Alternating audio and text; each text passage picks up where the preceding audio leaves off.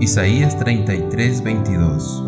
El Eterno es nuestro juez, el Señor es nuestro legislador, el Eterno es nuestro Rey, Él mismo nos salvará. Consideremos ahora a Cristo en otro aspecto distinto, aunque en realidad no sea realmente diferente. Se trata de la consecuencia natural de su posición como creador, porque el que es capaz de crear debe ciertamente tener autoridad para guiar y controlar.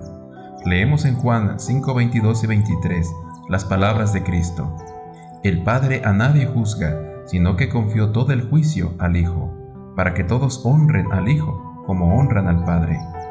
Tal como Cristo es la manifestación del Padre en la creación, así es también la manifestación del Padre, legislando y ejecutando la ley. Unos pocos textos de la Escritura bastarán para probarlo. En Números 21, 4 al 6, tenemos el relato parcial de un incidente sucedido mientras los hijos de Israel estaban en el desierto. Después partieron del monte Hor, camino del Mar Rojo, para rodear el país de Edom. El pueblo se impacientó por el camino y hablaron contra Dios y contra Moisés. ¿Por qué nos hiciste subir de Egipto para morir en este desierto, donde no hay pan ni agua? Ya estamos cansados de este pan tan liviano. El Eterno envió entre el pueblo serpientes ardientes que mordían al pueblo, y murió mucha gente de Israel. El pueblo habló en contra de Dios y en contra de Moisés, diciendo: ¿Por qué nos has traído al desierto? Encontraron defecto en su dirigente. Es por ello que fueron atacados por las serpientes. Leamos ahora las palabras del apóstol Pablo, referentes al mismo evento. 1 Corintios 10:9. Ni tentéis a Cristo como algunos de ellos lo tentaron, y perecieron por las serpientes. ¿Qué prueba esto? Que Cristo era el dirigente contra quien estaban murmurando. Eso queda aún más claro por el hecho de que Moisés se puso del lado de Israel, rehusando ser llamado hijo de la hija de Faraón, y estimó el reproche de Cristo mayor riqueza que los tesoros de Egipto. Lee también 1 Corintios 10:4, donde Pablo dice que los padres, todos bebieron la misma bebida espiritual, porque bebían de la roca espiritual que los guiaba, y la roca era Cristo. Así pues, Cristo era el dirigente de Israel desde Egipto. El tercer capítulo de Hebreos da más fe del mismo hecho. Allí se nos invita a considerar al apóstol y sumo sacerdote de nuestra profesión, Cristo Jesús, quien fue fiel en toda su casa, no como un sirviente, sino como un hijo sobre su propia casa.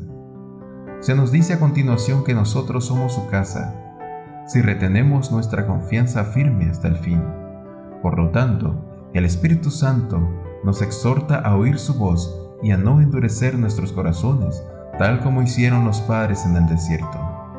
Porque hemos llegado a ser participantes de Cristo, si retenemos firme el principio de nuestra confianza hasta el fin. Entre tanto que se dice: si hoy oís su voz, la voz de Cristo, no endurezcáis vuestro corazón como en la provocación. ¿Quiénes fueron los que habiendo oído lo provocaron? ¿No fueron todos los que habían salido de Egipto con Moisés? ¿Con quiénes estuvo Dios enojado 40 años?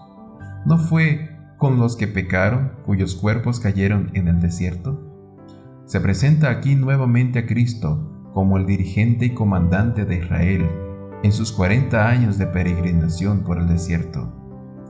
Vemos lo mismo en Josué 5:13 al 15, donde leemos que aquel hombre, a quien Josué vio, cerca de Jericó blandiendo una espada desenvainada en su mano, en respuesta a la pregunta de Josué: ¿eres de los nuestros o de nuestros enemigos? ¿Eres de los nuestros o de nuestros enemigos? Dijo: no, yo soy el príncipe del ejército del Eterno, que he venido. En verdad, nadie se atreverá a discutir que Cristo fue el auténtico dirigente de Israel. Aunque invisible, Moisés, el dirigente visible de Israel, se sostuvo como quien ve al invisible. Fue Cristo quien comisionó a Moisés ir y libertar a su pueblo. Leamos ahora Éxodo 20, 1 al 3.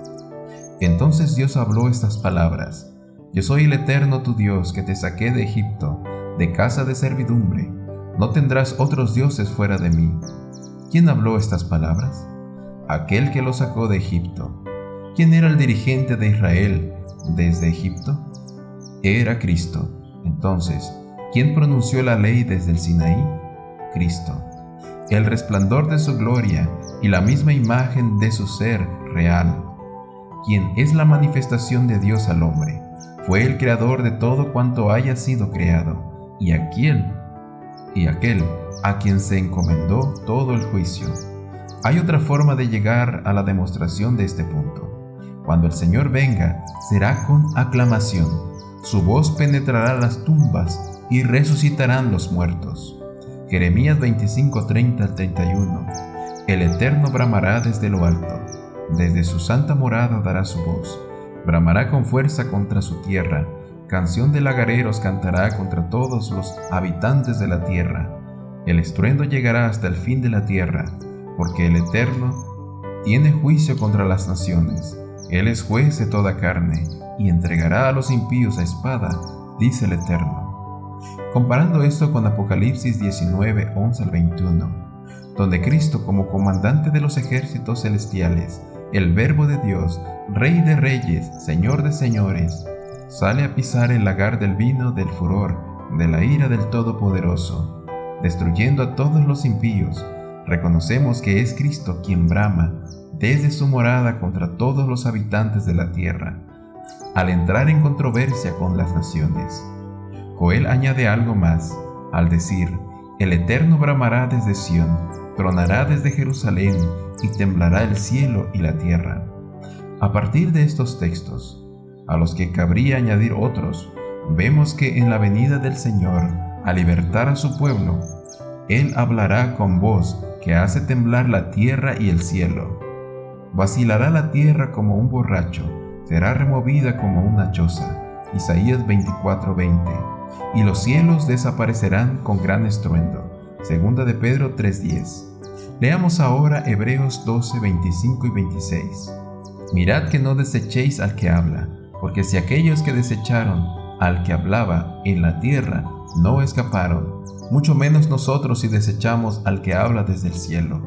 En aquel entonces su voz sacudió la tierra, pero ahora prometió, aún una vez, y sacudiréis no solo la tierra, sino aún el cielo. La ocasión en la que la voz sacudió la tierra fue al promulgar la ley al pie del monte Sinaí.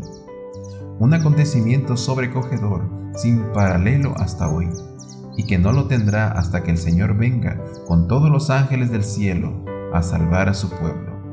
Pero observemos, la misma voz que entonces sacudió la tierra, sacudirá en el tiempo venidero no solamente la tierra sino también el cielo, y hemos visto que es la voz de Cristo, que atronará hasta el punto de hacer temblar el cielo y la tierra en su controversia contra las naciones.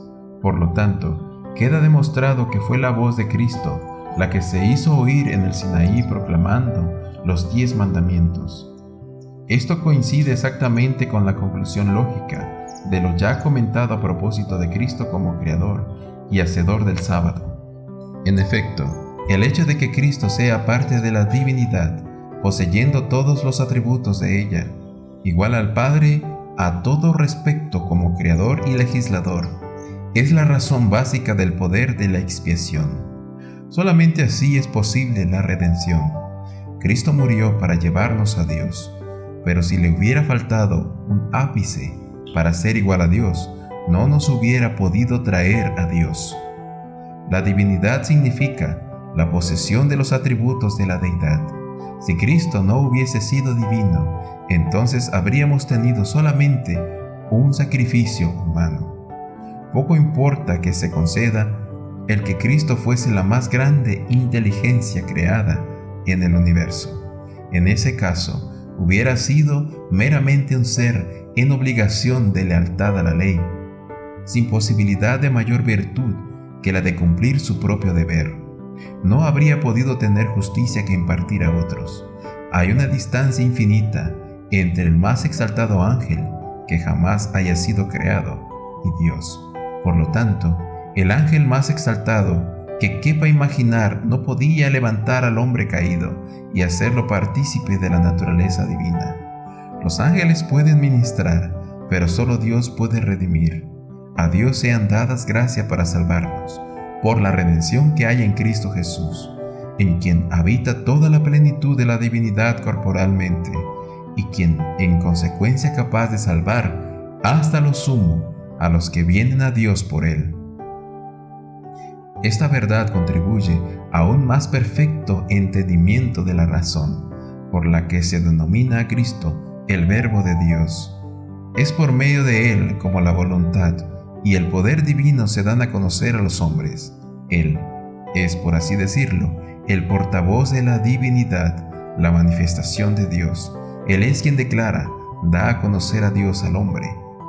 Plugo al Padre que en Cristo morara toda plenitud, y así el Padre no es relegado a una posición secundaria, como algunos imaginan, cuando Cristo es exaltado como Creador y Legislador, ya que la gloria del Padre brilla precisamente a través del Hijo, siendo que Dios se da a conocer solamente a través de Cristo. Es evidencia de que el Padre no puede ser honrado como debiera serlo por parte de aquellos que dejan de exaltar a Cristo. Como Él mismo dijo, el que no honra al Hijo no honra al Padre que lo envió. Te preguntas, ¿cómo puede Cristo ser el mediador entre Dios y el hombre, y también el legislador? No hemos de explicar el cómo, sino aceptar el relato de las Escrituras de que así es. El que sea así es lo que da solidez a la doctrina de la expiación. La garantía que tiene el pecado del perdón completo y gratuito descansa en el hecho de que el legislador mismo, aquel contra quien se ha rebelado y al que ha desafiado, es el que se dio por nosotros. ¿Cómo es posible que alguien ponga en duda la sinceridad del propósito de Dios o su voluntad perfecta para con los hombres, cuando se dio a sí mismo para redimirlos? No hay que imaginar que el Padre y el Hijo estuviesen separados en esta obra. Fueron uno en esto, como en todas las cosas. El consejo de paz fue entre los dos. Zacarías 6, 12 y 13. Incluso cuando estuvo aquí en la tierra, el Hijo unigénito estaba en el seno del Padre. ¡Qué maravillosa manifestación de amor! El inocente sufrió por el culpable, el justo por el injusto, el creador por la criatura, el hacedor de la ley por el transgresor de la ley, el rey por sus súbditos rebeldes. Puesto que Dios no eximió ni aun a su propio Hijo, sino que lo entregó por todos nosotros, ¿cómo no nos dará también con Él gratuitamente todas las cosas?